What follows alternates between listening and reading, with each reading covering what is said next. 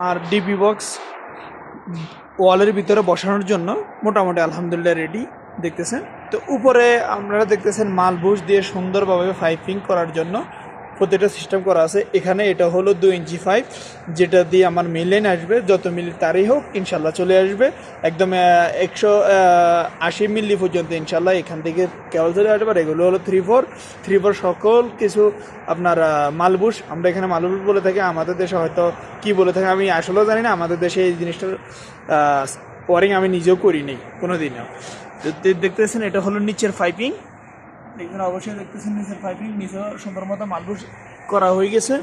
তো আপনাদেরকে যদি সাইড বাই সাইড দেখাই, তো দেখতেছেন এখানে প্রায় 10-20টা পাইপ ইনশাল্লাহ আমি এখানে প্রবেশ করাতে পারবো, ওই পরিমাণ আমার খাস করা আছে। আর মিডল সেন্টারে আমি এখন জায়গায় রাখিয়ে দিলাম, যখন পরবর্তীতে আবার যে কোনো সময় আমার তার নেওয়ার দরকার, ওই সময় আবার আপনার কি বলে আমি এখান থেকে পাইপিং করতে পারবো।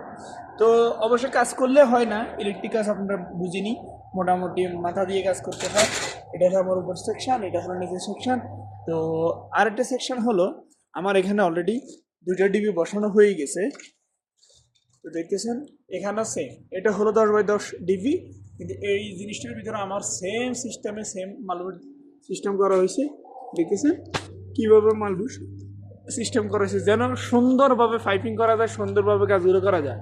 আর এই দেখতেছেন আরেকটা ডিবি রেডি আছে, এই ডিবিটাতেও দেখতেছেন সুন্দরভাবে সকল কিছু পাইপিং করা হয়েছে।